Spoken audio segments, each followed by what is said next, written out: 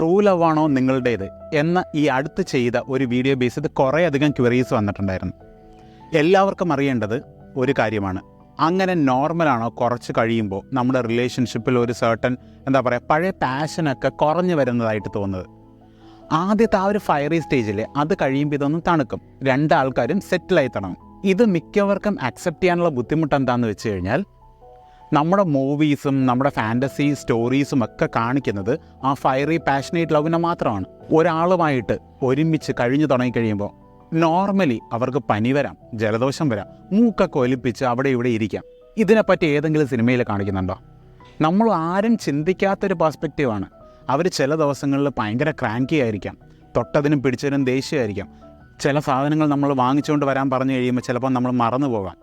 അല്ലെങ്കിൽ ചില ഇമ്പോർട്ടൻ്റ് ആയിട്ടുള്ള കാര്യങ്ങൾ നമ്മൾ ടയേർഡായിരിക്കുന്ന ദിവസം അവർ സംസാരിക്കാൻ വരുമ്പോൾ, ഇതെല്ലാം ഒരു മൂവീസിലും കാണിക്കാത്ത കാര്യമാണ്.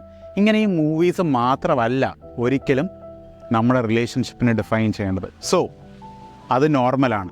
ആ വീഡിയോയിൽ പറഞ്ഞിരിക്കുന്ന ഓരോ കാര്യങ്ങളും ഒരു ടൈം ഫ്രെയിമിലല്ല സംഭവിക്കുക. ചിലർക്കത് ഒരു കൊല്ലത്തിലായിരിക്കും ഒരു സ്റ്റേജ് കഴിഞ്ഞു പോകുന്നത്, ചിലർക്ക് ഈ ഒരു കൊല്ലത്തിൽ ഈ എല്ലാ സ്റ്റേജും കഴിഞ്ഞു പോയേക്കാം. So B mindful. നിങ്ങൾ ആ പേഴ്സണ് ജെന്യുവനായിട്ട് ഇഷ്ടപ്പെടുന്നുണ്ടോ ഇല്ലയോ, അവരുടെ കുറവുകൾ അക്സെപ്റ്റ് ചെയ്യാൻ നിങ്ങൾ റെഡിയാണോ? ഇത് മാത്രമാണ് അതിനകത്ത് ഡിഫൈനിങ് ഫാക്ടർ എന്ന് പറയുന്നത്. ടൈം പീരീഡ് അല്ല, നിങ്ങൾ തമ്മിലുള്ള പാഷനല്ല, നിങ്ങൾ തമ്മിൽ ഒരു പേസ് നിങ്ങൾക്ക് എക്സ്പീരിയൻസ് ചെയ്യാൻ പറ്റുന്നുണ്ടോ? The single most defining factor അതാണ്.